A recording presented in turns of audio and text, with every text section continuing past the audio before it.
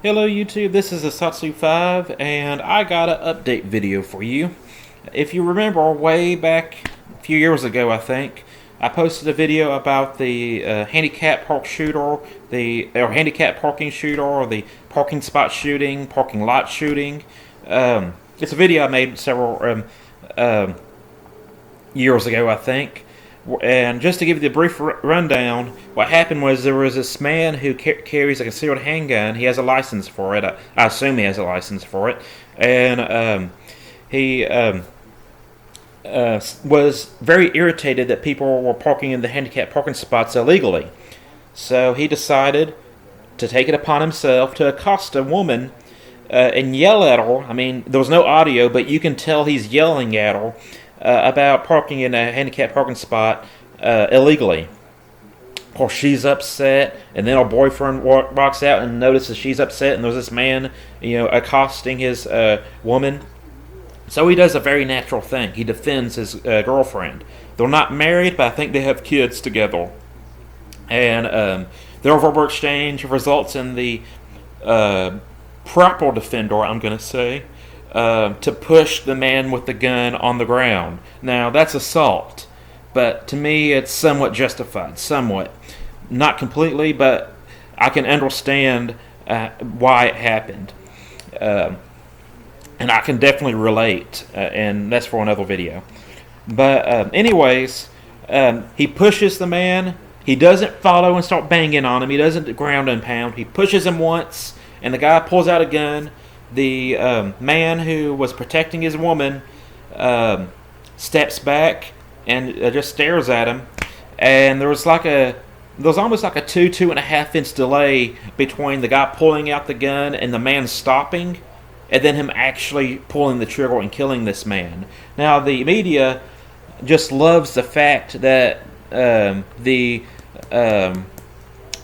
guilty party, if that gives you a hint, killed a black man. The man who was concealed carrying was white, and the person defending his woman was black. But to me, that's irrelevant. That's not needed, and they should stay away from that. Unless they can prove that this man is a neo-Nazi, has the tattoos and everything, I think it should be off the table. But, anyways, the man protecting his woman died from a fatal shot that was aimed, not, bam, bam, bam, broken arm. He was actually able to sit there for a few seconds before pulling the trigger. And he was, his name was Michael Djurdjic, and he was found guilty of manslaughter, which I don't think he should get manslaughter. I think it should be straight up homicide. But he was found guilty of manslaughter and sentenced to 20 years in prison. And I posted a video of my response to this initial event, and people told me that he was justified. They told me that the man was older. In fact, he looked older in the video, but he wasn't even 50 years old. He was sub 50 years old. He's 49, so he's not over the hill yet. And they told me they felt it was justified.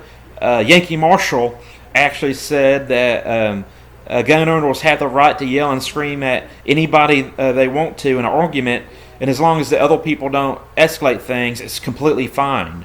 And if they do escalate things, then the person carrying the gun is justified to use that gun. Nah, that's not it at all. And I'm surprised to hear that Yankee Marshall claimed to have law enforcement background. Now, there's a difference between law enforcement. They kind of can yell because they're authority figures. They have to project authority, and that might be where he's getting that from. But no civilian has the right to carry a gun and yell at people until the other party feels the need to attack or is intimidated. That is very far from the truth, what Yankee Marshall said, and I would condemn it. But anyways, off that subject, he has good information occasionally, but this man's in prison for 20 years in a stand your ground state, and I always said, if stand your ground protects this, I want nothing to do with it. And I got another story to tell you that happened in Texas, but I'm going to make it into a separate video, I think. That was a lot worse than this, and we're not even in a stand your ground state in Texas. But there's some things we need to take into consideration. There's some things we need to learn from this event. One, just because you carry a gun doesn't mean you're law enforcement. In Texas, keep in mind, I'm looking at this through the lens of Texas criminal justice. I studied a little bit of law in college as it pertains to criminal justice, constitutional law, juvenile law, intro to criminal justice. I took all the criminal justice classes that was required of me, and I passed them all. It was the other classes that I sucked at. But in Texas, you can't legally, a citizen arrest someone unless they're committing a felony, and I think it has to be a certain degree of felony, or if it's a breach in peace, i.e. a fight. So, the man with the gun had no business going up to that woman and yelling at her. He had every right to say, hey, that's not cool, but as soon as she says no, he needs to turn around and walk off, call the police, or better yet, instead of accosting her in the beginning, to call the police without saying anything. That way he's anonymous and the law gets enforced. But those things we need to learn. One, that carrying a gun doesn't make you a law enforcement officer. Two, you gotta have the, you have to be sure that you're legally justified, that your bullet is going to go where it's intended to go, and also you have a moral responsibility that trumps the legality to use your firearm correctly. Keep in mind that morality and law don't always meet on the same plane. You can do something that's moral that's illegal, and you can do something that's illegal that's legal that's immoral. And that's probably a separate video as well. But you can legally do stuff that's illegal, that's moral, and you can, and those things that are legally being done that are immoral. And so you have the moral responsibility to use your gun correctly.